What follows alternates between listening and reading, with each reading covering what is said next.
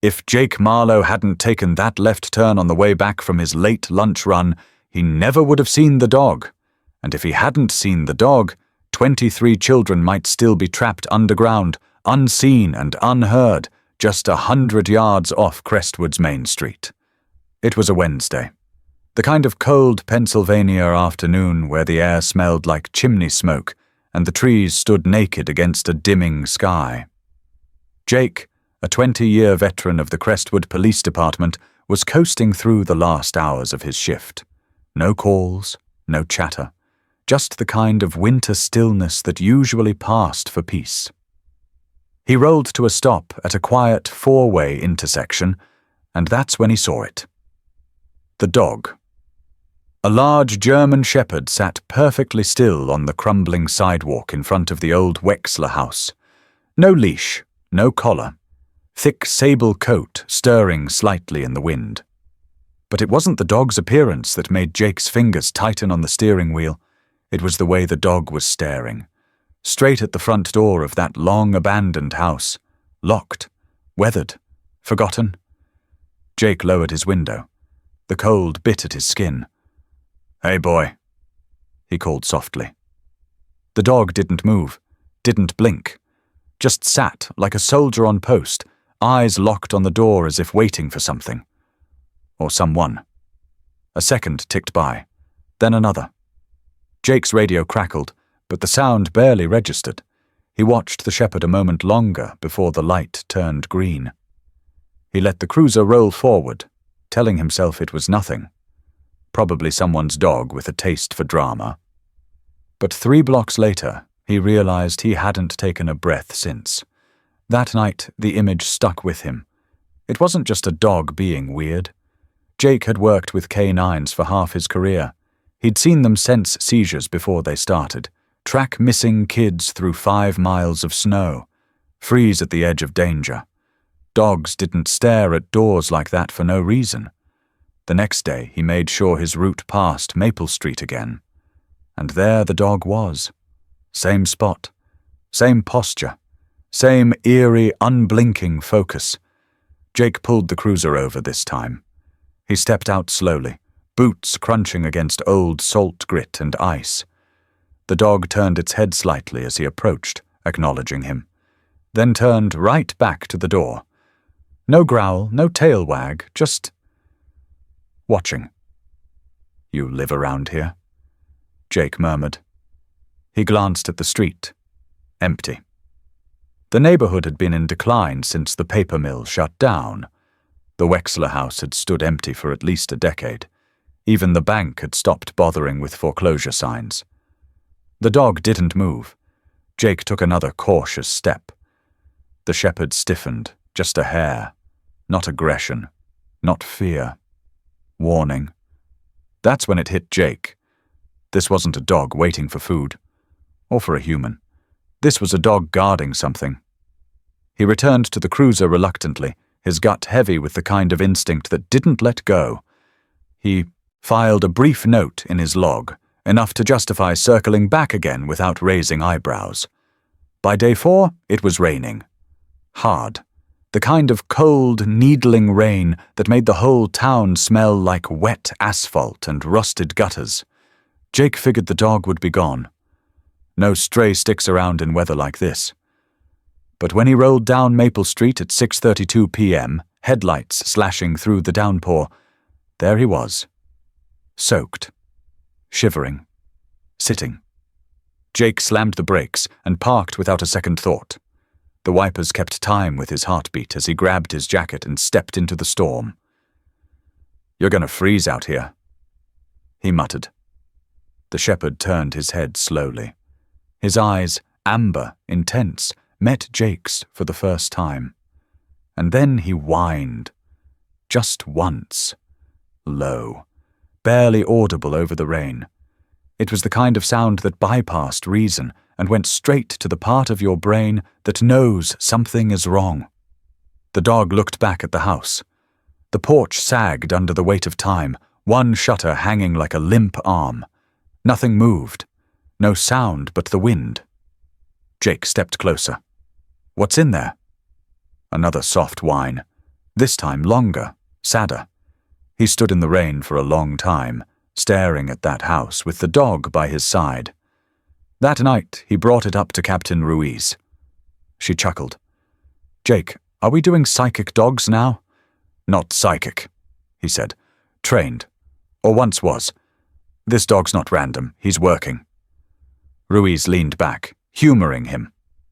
"And working dogs don't stare at boarded-up houses unless there's something inside." "Exactly." She sighed. "You want to waste a couple hours and file a request for a welfare check? Knock yourself out. But you know how we are on resources." Jake nodded. He knew the drill. He also knew red tape moved slower than his gut. So the next morning, he didn't wait. He packed a flashlight, extra batteries, and a crowbar. He told dispatch he was running a neighborhood check after reports of squatters. When he turned onto Maple Street again, the shepherd was there. But this time, he wasn't sitting. He was standing at the rusted gate, tail stiff, ears forward, letting out a deep, rumbling growl. Jake's stomach turned cold. "You ready to show me?" he asked, stepping out. The dog barked once, not loud but clear. A call to action. Jake followed him to the porch. The shepherd scratched once, deliberate, at the door. Jake didn't hesitate. He wedged the crowbar into the frame and pushed. The door groaned, the wood split. And then the smell hit him. Not rot, not mold, something else, something wrong. He turned on the flashlight. The beam cut through the dark. The shepherd slipped past him into the hallway, his movement quick and smooth, like he'd done this 100 times before. Jake took a breath, followed the dog inside, and stepped into something he couldn't yet name. But whatever it was real. And it was waiting. Jake Marlowe never asked for a partner, and he certainly didn't ask for Shadow. When the K-9 unit at the Army base outside Fort Braddock was being disbanded 4 years ago, Shadow was the last one still standing. Literally. The others had either been adopted out to families or retired to warm couches and fenced backyards. Shadow wasn't exactly the family dog type. He was too sharp, too aware, too haunted. Jake, then a training officer brought in to help transition the handlers to civilian life, had spotted him pacing along the back fence of the kennel yard. Tail low, ears twitching at distant sounds. He was a German shepherd, larger than average, with a deep sable coat and amber eyes that watched everything but revealed nothing. "Who's that?" Jake had asked the base vet tech, a woman named Brenner. "Shadow," she said. "He's the ghost in the yard. Bomb squad rotation, 3 tours. Handler didn't come back from the last one." Jake had nodded. He didn't ask more. He understood more than enough. That night, while the others were crated up for the final health checks, Shadow sat at the far end of the run, staring at nothing. Jake stayed long after the paperwork was done, leaning against the chain-link fence with a sandwich in hand. He didn't speak. He didn't offer commands. He just unwrapped half the sandwich and laid it on the ground near the gate. Shadow didn't move for 5 minutes. Then he walked over, slow and silent, picked up the food, and carried it back to his spot. Jake didn't smile, but he came back the next night, and the next. 3 weeks later, when the military adoption board couldn't place Shadow due to his record, skittish under gunfire, reactive in confined space, selective obedience, Jake filled out the forms and took him home. Everyone said it was temporary, a stopgap, a gesture of respect to a dog who had served more than most people. But Jake knew different. Shadow was never temporary. Now, 3 years into civilian life, they had a rhythm. Shadow woke before dawn and waited patiently by the door until Jake filled the coffee pot and poured his kibble. They walked the same trail every morning, no leash needed. Shadow stopped at intersections, looked both ways, and only crossed when Jake did. In the evenings, he lay by the window like a sentry, his ears twitching at every car that passed. They never made a show of it, No tricks, no cuddles, no barking on command. But Jake talked to him more than he talked to most people, because Shadow listened. And more importantly, Shadow knew. That's why the dog's behavior in front of the Wexler house had gnawed at Jake like a tooth splinter. That wasn't boredom. That wasn't curiosity. That was focus, the kind that came from memory, from training, from the sharp edge between instinct and duty. Jake had seen that look once before, on deployment in Helmand Province. An IED buried under a marketplace floor, invisible to everyone but the dog at the end of the leash. The shepherd, Ranger, had stopped cold and refused to budge. His handler had cursed, yanked the leash. The dog sat down. 30 seconds later, the ground exploded 20 feet ahead. Jake never forgot it. And he never doubted that look again. That's what Shadow was giving him now. At 3 a.m. that night, Jake sat on the edge of his bed, staring at the faint silhouette of Shadow curled on the rug near the front door. "You saw something," he whispered. Shadow lifted his head slightly. His ears pricked. Then he lay back down, exhaling slow. Jake ran a hand down his face. He'd been on the force too long to chase ghost stories. The department barely had resources for real calls, let alone the hunch of a retired K-9. But it didn't feel like a hunch. It felt like a warning. The next day, Jake called in a favor to his old friend Matt Ronan at the county records office. Matt was gruff, retired Navy, and owed Jake more than one favor. Over coffee and 2 ham and egg biscuits, Jake slid a napkin across the table. 217 Maple. Anything weird? Matt frowned. Wexler Place? Yeah. Matt pulled out his phone, squinting as he tapped through public land databases. Property taxes haven't been paid since 2011. Owner of record is some shell corporation in Delaware. No utilities on file since 2016. Code enforcement tried to condemn it twice, but got stonewalled. Weird. Any complaints? Matt's brow furrowed. Couple noise reports. One from an Amazon driver who swore he heard kids inside while making a drop at the neighbors. But officers responded and found nothing. Back in July. Jake looked out the diner window. Shadow was sitting by the cruiser, eyes calm but alert. You ever see a dog hold a post for 4 days straight? Jake asked. Matt looked up slowly. You think there's something in that house? I think that dog knows there is. That afternoon, Jake called Ruiz again. This time his voice had steel in it. I'm requesting emergency entry.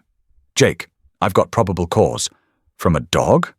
From a trained military K-9 with more field hours than anyone in this department. A long pause. I'm not signing off on that without backup. You go in, you take someone with you. Jake nodded, even though she couldn't see it. Fine, I'll take the dog. When he pulled up to the Wexler house later that evening, Shadow was already at the gate, tail low, body stiff. He looked at Jake once, then turned and walked up the cracked path without a sound. Jake followed, heart thudding. He had the crowbar, he had the flashlight, but more than that, he had Shadow. And in that moment, he trusted the dog more than any badge, any backup, or any warrant. Because sometimes truth didn't knock. Sometimes it stared at a locked door and waited for someone to listen. Shadow didn't move. Day 3. Same time. Same place. Same posture. Jake had driven past 217 Maple Street every afternoon on his patrol. He'd varied his timing each day just to test a theory. But the result never changed. Shadow would be there, sitting at the exact same spot on the curb across from the abandoned house, eyes trained on the door like it was the only thing that existed. It was unsettling. On day 1, Jake had dismissed it as a fluke. Maybe the dog had smelled something. Maybe it was chasing a memory. But dogs forgot. Eventually. Shadow didn't.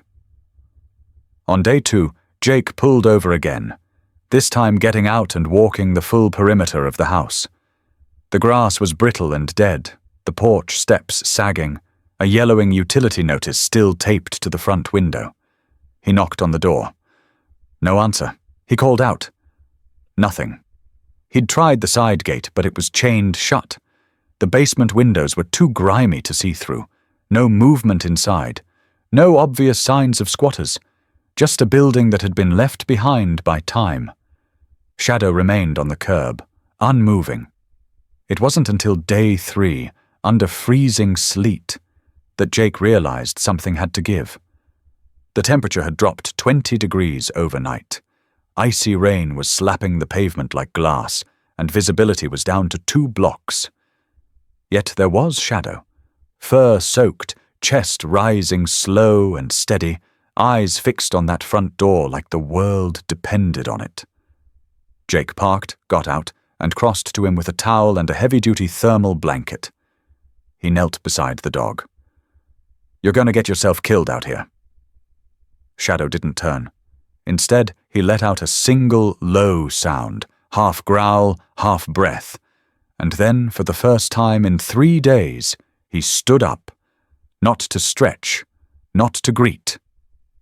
He crossed the street, walked to the base of the house's front steps, and sat again, closer now, directly in front of the rotted door. Jake followed slowly, rain soaking through his jacket. "You want me to look. You're telling me to look harder." He did. He scanned every detail again. The rusted mailbox, the door hinges, the warped siding. Then his eyes caught something new. Just beneath the window frame, barely visible beneath grime, was a smear. Not paint. Not water damage. It was a handprint. Small. Jake's throat tightened. That night, back at the precinct, he filled out an incident report and requested a preliminary property check. Nothing intrusive, just enough to justify a deeper look. He delivered it to Captain Ruiz's office and waited. She read it with her usual economy, then set it down without looking up.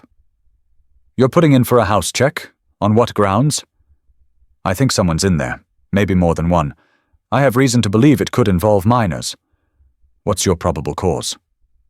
Jake hesitated. He knew the answer, and he knew how it would sound. "Shadow. His behavior's changed. He's focused on that house in a way I've never seen before. He won't leave it."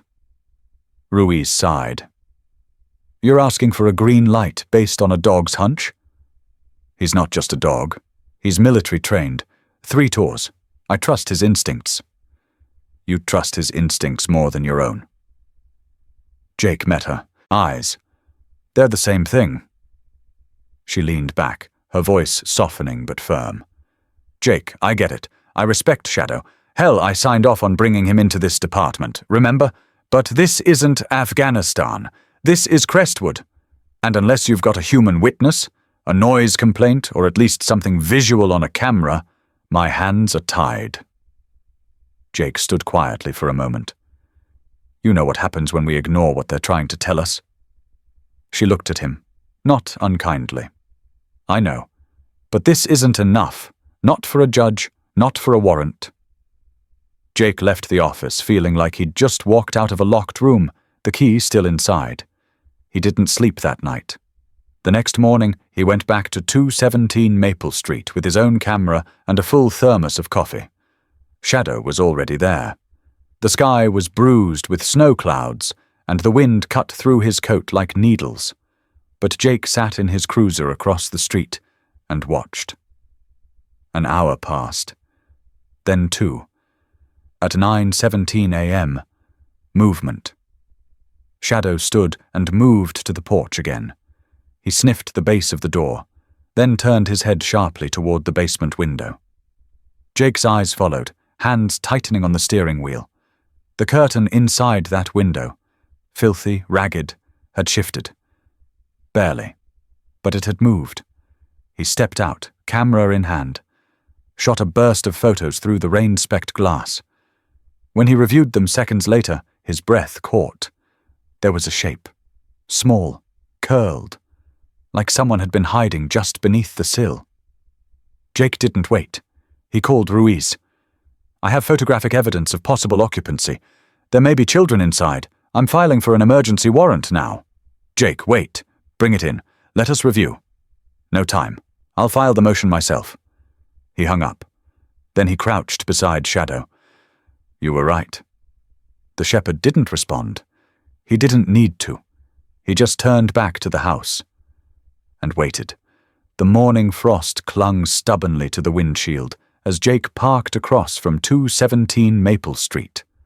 The sky hung low and grey, and even the birds had gone quiet. It was the kind of silence that didn't feel like peace. It felt like something holding its breath. Shadow was already there. The shepherd stood at the front steps of the abandoned house, motionless, nose pointed slightly toward the base of the door. His body was tense, not aggressive, not afraid, just intensely alert. The kind of stillness Jake had only ever seen when something serious was about to go very, very wrong. Jake leaned against the hood of his cruiser, coffee in hand, letting the steam warm his face. He watched Shadow for several long minutes, letting the chill in the air creep into his bones, hoping it might cool the fire in his gut. You've been out here 4 days straight, Jake said, his voice rough from sleep and doubt. 4 days. No food, no shelter. Just this door. Shadow didn't move.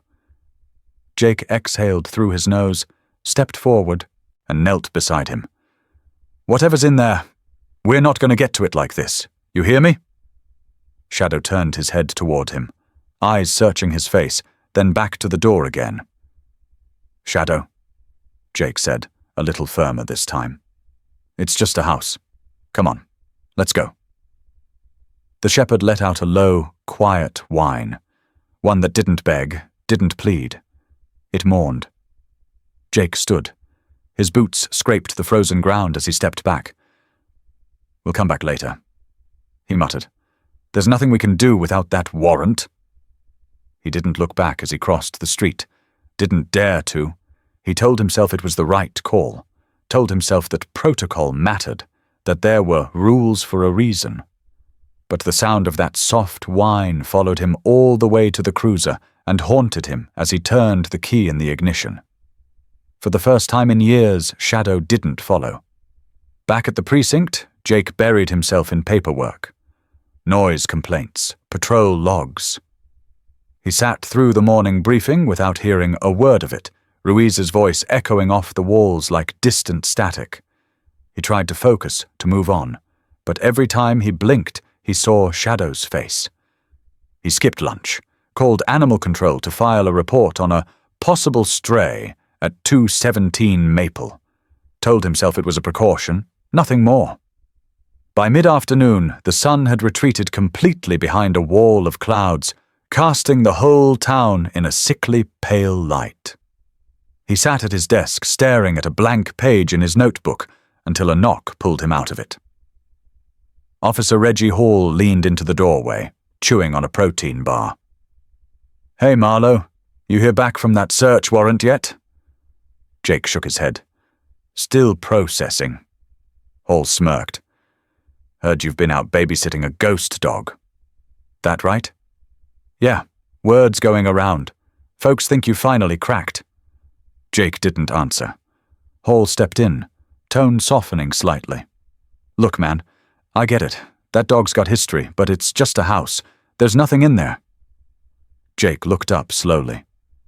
You see it sit for 4 days. In the rain. In freezing wind? Hall shrugged. Dogs fixate. Maybe someone fed him there once. Maybe it smells like his old handler. Doesn't mean there's a crime scene behind the door. Jake stood abruptly, pushing his chair back harder than he meant to. I didn't ask you. The room went quiet. Hall raised his hands, chuckled lightly, and stepped out. Suit yourself, man. Jake stayed frozen, knuckles white on the edge of the desk. He went home early. The house was quiet when he walked in, the kind of empty that made the walls feel farther apart than they should be. He poured himself a glass of water and stared out the kitchen window for a long time, watching the last grey sliver of sky disappear behind the treetops. And then the silence broke. A bark, not sharp, not frantic, just a call. Jake turned his head, waited. Nothing. He stepped out onto the porch. The street was empty, but a breeze cut across his lawn, carrying a scent he hadn't smelled in years. Wet fur and diesel. A memory slammed into him. A mission in Kandahar. A collapsed tunnel. Screams in the dark. And a dog that wouldn't stop barking until they pulled a breathing soldier from beneath the rubble. Shadow. Jake didn't sleep that night. By sunrise, he was back on Maple Street. Shadow wasn't there. The curb was empty. The steps were bare. Only a faint outline in the frost where the dog had been sitting told him he hadn't dreamed it. Jake got out of the cruiser and stood in front of the house. The wind was picking up, rattling the shutters. He stepped forward, crouched low, and pressed his ear to the door. Nothing. No movement, no voices. But the house was breathing. He could feel it. A door slammed shut somewhere in the back of the building. Jake shot to his feet, heart racing. He reached for his radio but stopped halfway. No warrant, no partner, no dog. For the first time since this began, he felt alone. He looked at the door again, fingers twitching. And for the first time since Kandahar, he wished more than anything that he hadn't told his partner to walk away. Jake stood outside the judge's chambers with a cup of lukewarm coffee and a gut that hadn't settled in 2 days. The courthouse hallway smelled of old paper and colder doubt, and even though his jacket was zipped to the collar, he felt the chill deep in his spine. The emergency request had been a long shot, but he'd played it smart. A string of minor noise complaints from months past, an anonymous tip he'd quietly filed himself, and the photos, those blurry shots of a shadow behind the glass. It was enough to nudge the right levers, just barely. The judge, an older woman with sharp eyes and no patience for nonsense, read the paperwork twice before signing. "You've got 24 hours," she said. "Use it wisely." Jake didn't waste a second. By the time the cruiser rolled up in front of 217 Maple Street, 2 patrol cars were already there. Officer Dana Price stepped out from one of them, pulling on her gloves. "This the place?" Jake nodded. "Keep everyone back until I give the word." Shadow was waiting at the gate. He hadn't been there for 2 days. Jake thought he'd lost him after that morning, the day he'd walked away. But now the shepherd stood still, alert, ears forward, tail motionless. Jake dropped to a crouch beside him. "I messed up," he said quietly. "But we're here now. Lead the way." Shadow turned and moved towards the porch, slow but certain. Jake followed, crowbar in hand. The front door gave easily. Inside, the air was stale and dry, with a smell that clung to your lungs like old mildew and something else. Something off. The house was empty. No furniture, no light, just cracked wallpaper and dust thick enough to muffle footsteps. The others followed behind, quiet. Shadow didn't hesitate. He made a hard turn toward the hallway near the kitchen and stopped at a door.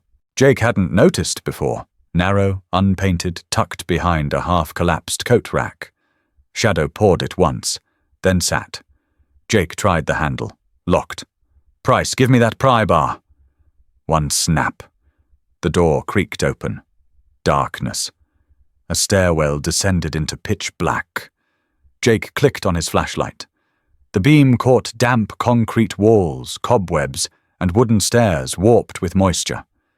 The air was colder down here. He could feel it pressing up from below like a warning. Shadow didn't wait. He descended slowly, one step at a time. Jake followed. The basement opened into a larger space than expected. Rough walls, concrete floors, rusted support beams. One bulb flickered overhead. The room looked empty at first. Then Shadow stopped. His head turned toward a door set into the far wall, metal, bolted from the outside. His body tensed. Jake moved beside him, flashlight sweeping over the bolt. It was scratched, recently disturbed. "Price, cover me." He gripped the bolt and forced it back. It groaned, but slid open. He pushed the door inward. The smell hit them instantly. Not just rot, something fouler. Sweat, metal, fear. Jake swept the flashlight across the space. The room was small, windowless. At first glance, it looked empty. Then movement. A shift in the shadows near the corner. Shadow froze. He didn't bark. Just stood there, every muscle alert. Jake stepped forward slowly. That's when he saw it. A child, curled into the corner, thin, pale, clothes torn, eyes wide with something beyond fear. Jake knelt down, voice soft. "Hey, it's okay. We're the police. You're safe now." The child didn't speak at first, just stared. Then, after a long beat, his lips parted. "There's more," he whispered. "More of us." Jake's breath caught. He turned back toward the door. "Price, get EMS on the line. Now." The room behind them shifted. Dana Price pulled her radio. "Multiple victims possible. We need medics and child services. Send backup to secure the perimeter." Jake looked back at the boy, who hadn't moved. Shadow was beside him now, tail low, ears back. He stepped forward slowly, gently, and lay down in front of the child. The boy didn't flinch. Instead, his hand reached out, trembling, and rested on Shadow's shoulder. Jake stood and looked around the space again. There were scrape marks along the floor, like something had been dragged. Shelves lined one wall, empty except for a few old trays and plastic cups. And locks. Heavy-duty industrial locks bolted into steel frames. This wasn't a fluke. It wasn't some random horror buried under an old house. It was a system, a plan. Jake's voice cracked the silence. "We're not done here." Price stepped back from the doorway. "What do you mean?" He looked her in the eye. "If there's one, there's more." Shadow stood, and without waiting for command, he moved toward another door across the room. This one wood, half buried behind a broken cabinet. He stopped. Saturday. And waited. Shadow didn't hesitate. As soon as the second door creaked open, he moved forward with a precision that came from years of instinct and training. Head low, ears alert, nose working furiously through the musty air. Jake followed close behind, flashlight cutting through the dark as he called out updates over the radio. Price stayed behind, escorting the first rescued child upstairs and calling for medics, but Jake knew they were far from done.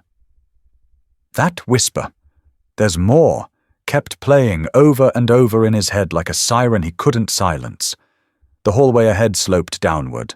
The walls, once bare concrete, were now lined with old plywood, warped and darkened by moisture. Shadow sniffed the edges, stopping at irregular intervals to paw lightly at the baseboards. At one point he froze, nose pressed to a seam in the wall. Jake crouched, running his light along the edge. "Trapdoor?" he murmured. No hinge, no handle, but the seam was too perfect, too intentional.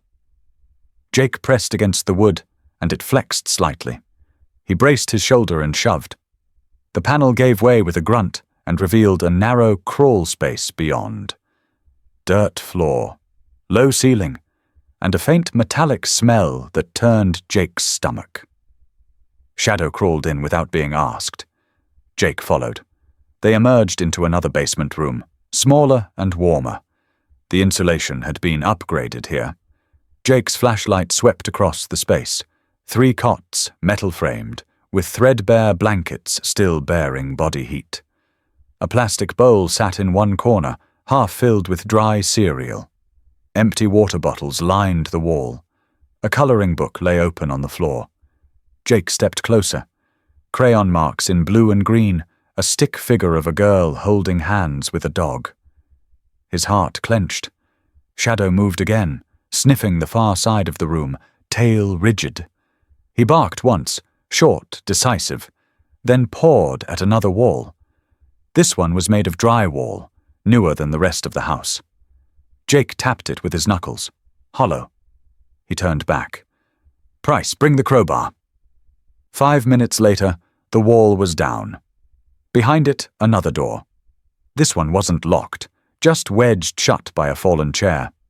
Jake forced it open and stepped inside. This room was different. Wider. Better lit by a single working bulb. 7 beds lined the walls, each with a blanket folded neatly on top, a bucket in the corner, a stack of paper cups, and 5 children. They stared back at him, frozen in place, like deer caught in a silent nightmare. The oldest, maybe 10, stepped forward, shielding the younger ones with her arms. Jake held his hands out slowly. It's okay, he said. You're safe now. We're here to help. The girl didn't move. Her eyes flicked to Shadow, who stood quietly beside Jake, tail wagging once, gently. One of the smaller boys stepped forward, drawn to the dog. He reached out, fingers barely touching Shadow's fur before dropping back again. The shepherd didn't move. Just let him! Jake radioed up. 5 more. Alive! We need EMS and child protection down here now. The reply crackled through. Copy. Units en route. Shadow stayed close to the children as Jake guided them toward the stairwell. The girl spoke once, her voice barely above a whisper. There's another room. He said not to go in it. Jake crouched beside her.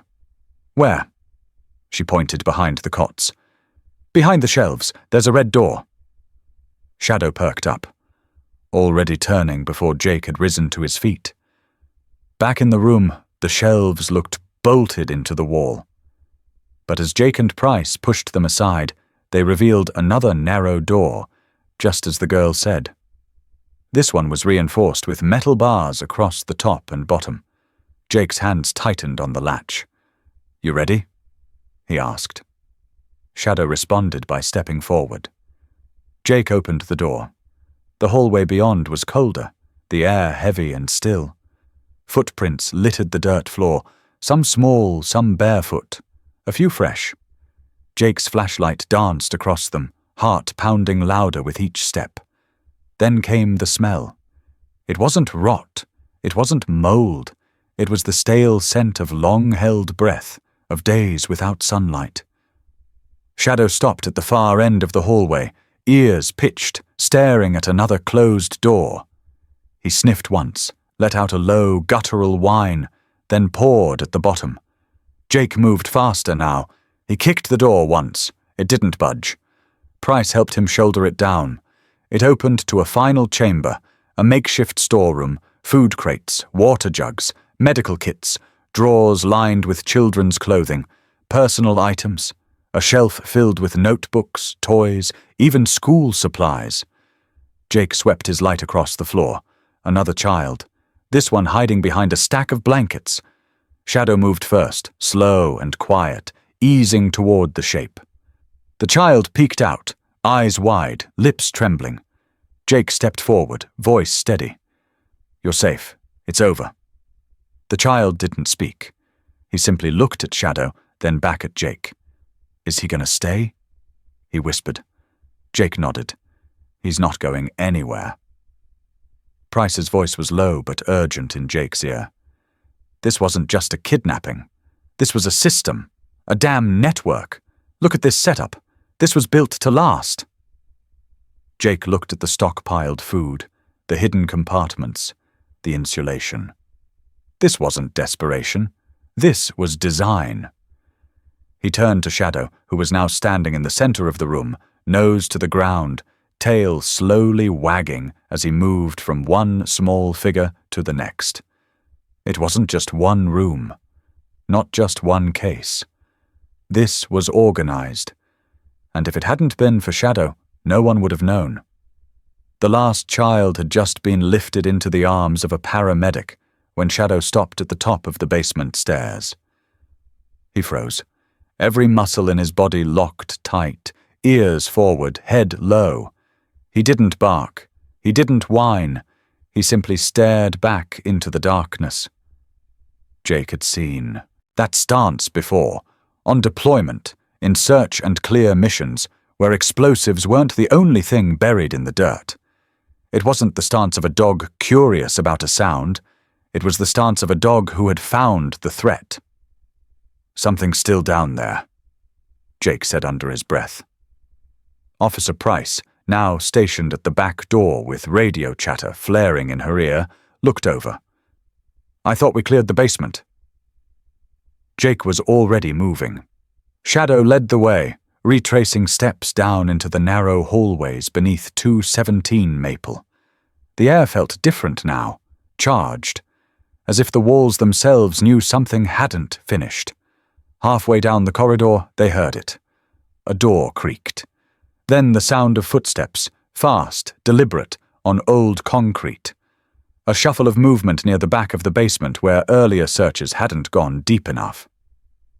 "Back entrance," Price called, eyes wide. "Or a tunnel," Jake replied. Shadow broke into a run. Jake didn't question it. He followed, flashlight bouncing as his boots pounded the ground. At the far end of the back storage room, behind a stack of empty crates, Shadow stopped at a slab of plywood nailed loosely into the wall. He barked once, sharp, urgent. Jake yanked the panel aside. Behind it, a tight passage. Shadow ducked in instantly, the tunnel forcing him low. Jake followed on hands and knees. The scent hit them both at once. Damp earth, sweat, and something metallic. Like blood. Fresh. The tunnel sloped downward, then curved sharply to the right. Ahead, the sound of movement picked up. A faint scuff, then a low clang, metal against rock. Jake's heart kicked into overdrive. He's running. The tunnel opened into a chamber, part natural cave, part man-made expansion. A pool of water shimmered faintly in the corner.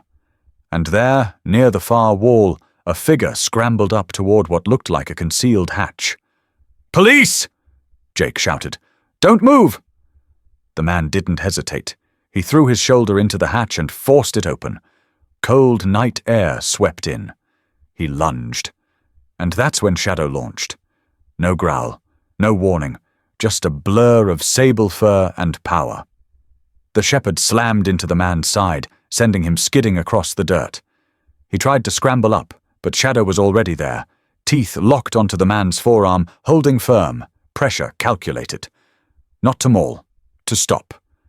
The man screamed, tried to twist, but Shadow shifted, driving him flat into the ground, pinning him with sheer weight and precision. His teeth held the arm in place while his body braced for retaliation that never came. Jake arrived seconds later, gun drawn, flashlight slicing through the shadows. "Hands where I can see them!" he barked.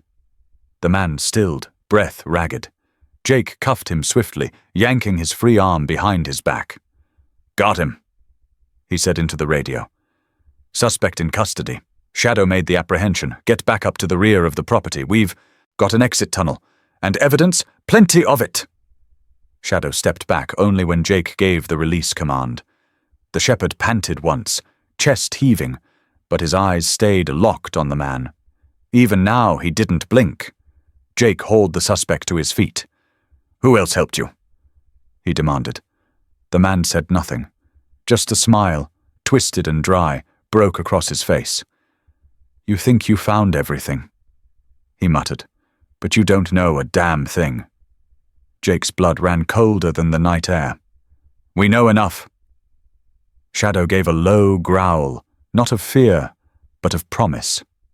A warning. 2 officers arrived to take the suspect up through the tunnel entrance.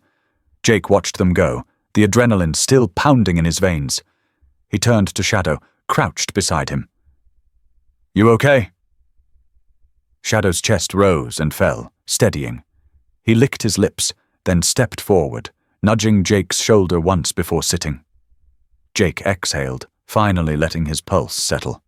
They stood in the tunnel a minute longer, silence closing in around them. The cave was empty now, but it felt like it still breathed with memory. Jake looked up towards the moonlit opening. They weren't done. But tonight, the worst part, the man hiding behind the doors, the one watching children from the dark, was over. And it ended exactly how it began, with a dog who refused to walk away. Snow fell the day the last child left the hospital. It came down in soft flakes, coating the sidewalks in a kind of fragile peace, like the town itself was trying to blanket the memory of what had happened at 217 Maple Street. But memories like that didn't melt with weather. They settled. Jake stood at the edge of the community park a month later, hands in the pockets of his jacket, watching a group of kids laugh near the swings.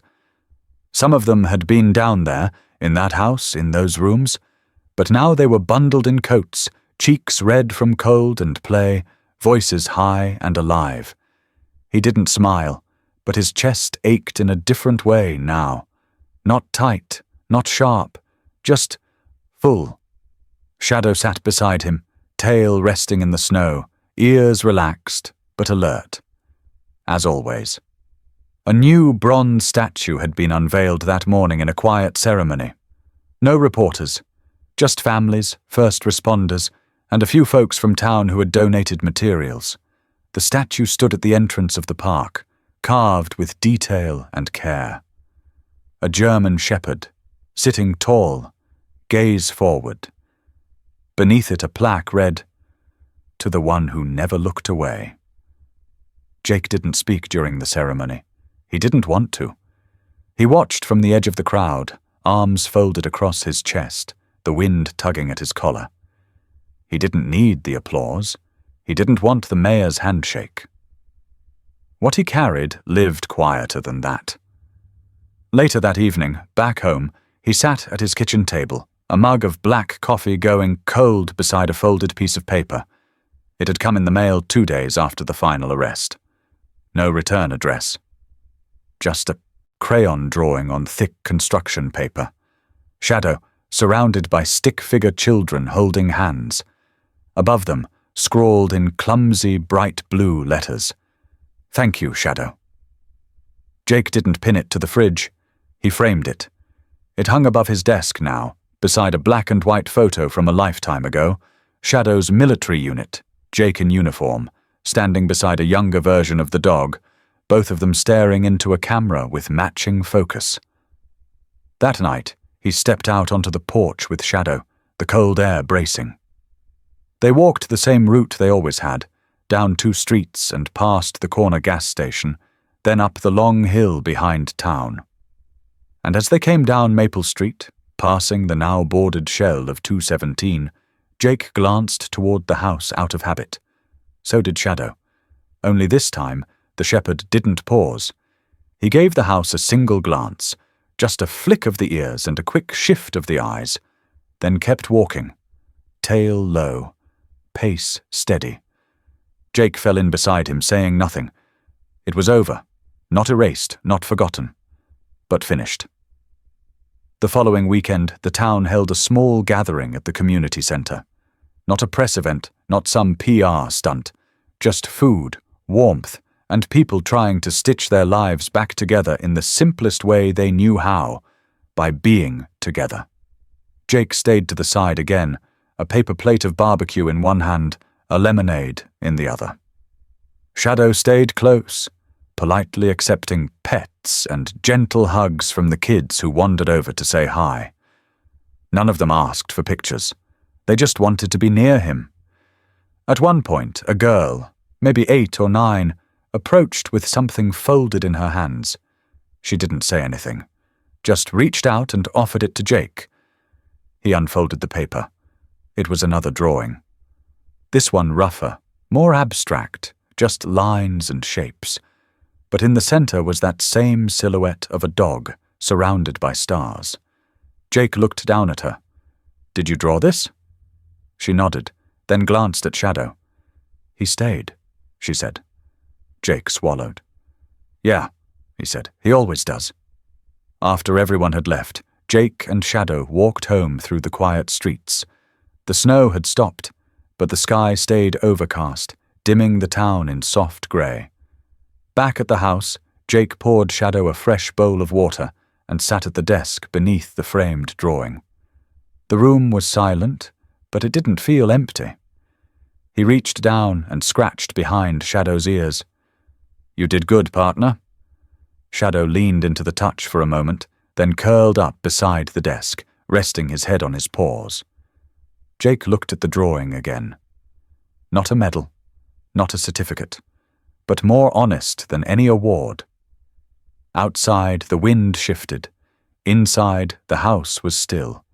And at the center of it, a dog who had once sat in the rain and refused to walk away, who had waited without command, without backup, because something in him knew the truth before anyone else did. And that truth had saved them all. The first, daffodils bloomed along the edge of the Crestwood Elementary School playground, the week the demolition crew tore down 217 Maple Street. There was no grand explosion, no heavy news coverage, no speeches. Just the low rumble of machinery and the quiet murmur of neighbors watching from across the street. They didn't cheer when the rotting boards collapsed. They didn't clap when the last wall came down. They just stood there, side by side, as if sharing the same breath. It wasn't celebration. It was something softer, relief, release, closure. For a week the lot sat empty, a rectangle of dirt and broken memories. Then the town council voted, unanimously, to turn it into something else. A park, not a big one. Just a modest green space with benches and flower beds, a walking path that curved around the outer edge, and one statue placed at the center. The casting took only 2 weeks. It was made of bronze, full scale, with every line and contour captured in detail. A German shepherd sitting tall, ears forward, gaze steady. Not in motion, not barking, just watching, just waiting, just exactly how he had been. Beneath the statue, a plaque was mounted on polished stone. To the dog who never gave up. Jake had tried to avoid the ceremony. He didn't do well with crowds or praise. But the mayor asked him personally. So he showed up that morning in a clean uniform, hair combed, boots polished, Shadow walking quietly at his side. The turnout surprised him. Not just officers and first responders, but teachers, shopkeepers, construction workers, kids, all of them gathering under the soft spring sky. Some brought flowers, others brought small drawings, folded paper tokens made by little hands. Shadow took it all in with calm acceptance, tail brushing the grass, eyes flicking to each new face, but never lingering. Jake stood at the edge as usual, hands folded in front of him. When the mayor gave her short speech about vigilance, courage, and the quiet strength that comes from loyalty, Jake didn't really hear the words. His eyes were on the children scattered across the lawn. Some he recognized. Then he saw her, a little girl with a purple knit hat and pink gloves too big for her hands. She stepped through the crowd with hesitant feet and wide eyes, scanning until they landed on Shadow. She broke into a run. Jake tensed, instinct kicking in, but Shadow didn't move. She dropped to her knees in front of him and threw her arms around his neck. "You're my hero," she whispered into his fur. Shadow leaned into her gently, just a slight nudge of his head against her shoulder. Jake swallowed hard. He'd seen a lot in his time, car wrecks, hostage calls, overdose scenes, but nothing hit quite like that. Not the words, not even the hug. It was the way Shadow let it happen. Quiet, steady, present. That moment lived louder than sirens ever could. After the ceremony, people lingered.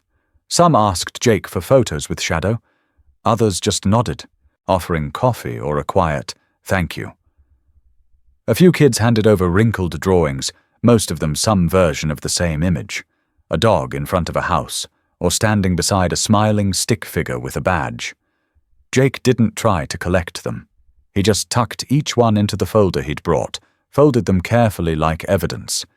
He didn't say much, but people didn't seem to expect him to. They just wanted to be close to something that reminded them that not everything is lost in the dark. In the weeks that followed, things in Crestwood changed. Neighbors who used to barely nod in passing now stopped to talk. People asked questions when they heard strange sounds. They watched out for the quiet kids, the ones who always walked home alone.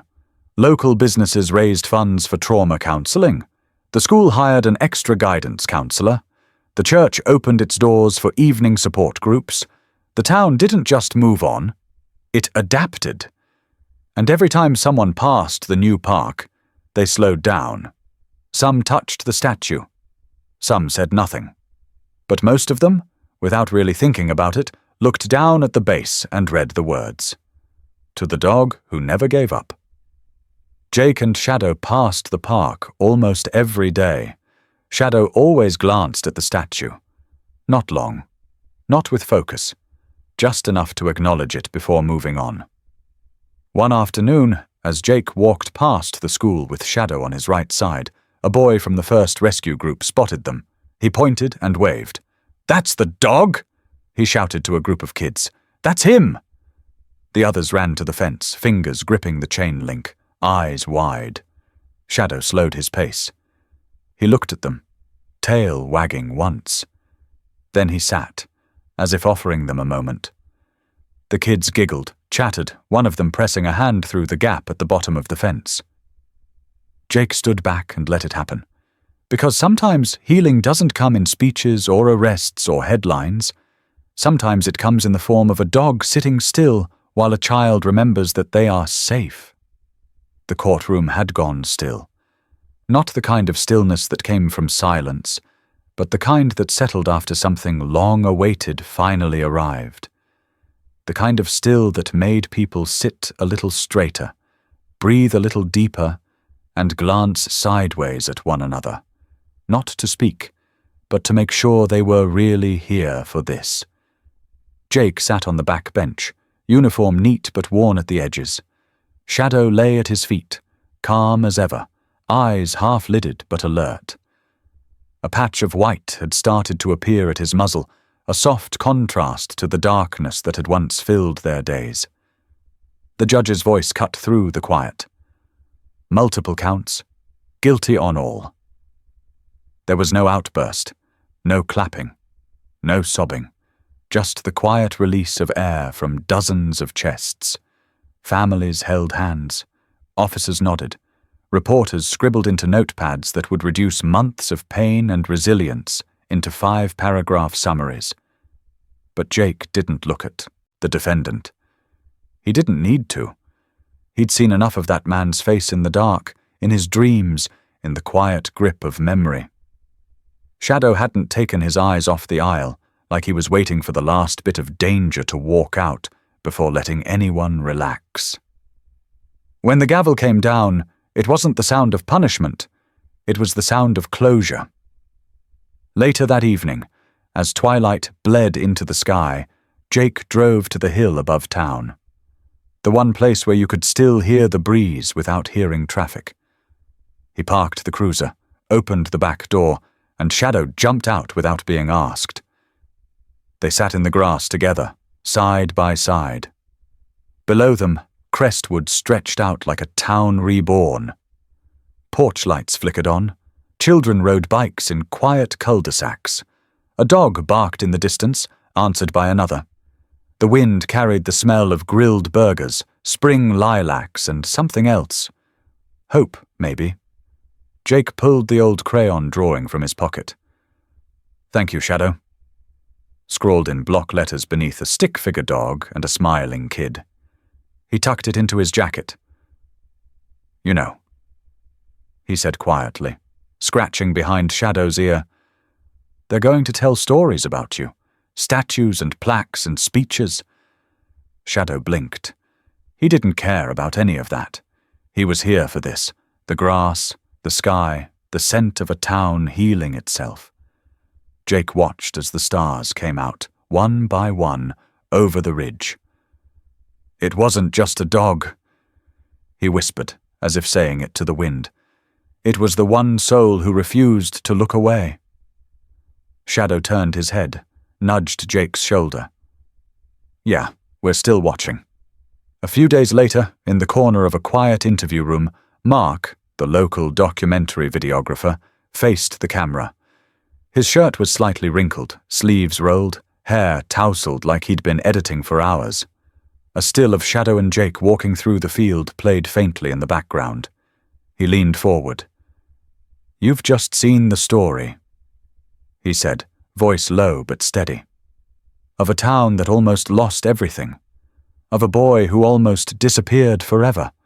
Of a cop who didn't give up, and a dog who refused to look away." Mark looked into the lens, eyes locking with whoever was out there. "What about you?" he asked. "Have you ever had a loyal dog who showed you the truth before anyone else could? What's your story?" A pause, just long enough for reflection. Then a smile. Not big, not forced, just honest.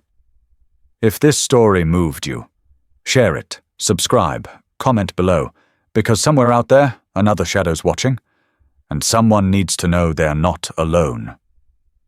The screen faded to black, leaving only the words, "To the dog who never gave up, to the humans who finally followed." Support the channel. Honor the bond. German Shepherd stories. True, loyal, never forgotten.